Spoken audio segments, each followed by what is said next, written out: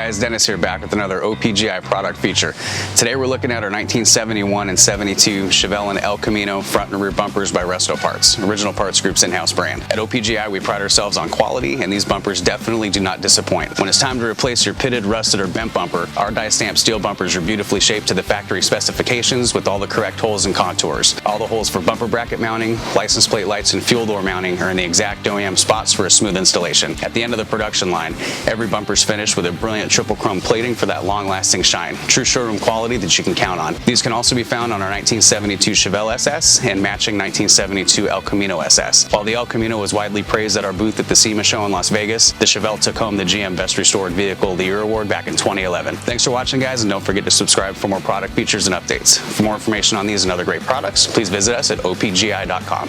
Call us today or use our fast, convenient website. Buy direct with Original Parts Group and enjoy the benefits of shopping with the recognized leader in the industry with decades of experience, the highest in-stock ratio, a helpful and knowledgeable sales staff, and fast professional shipping.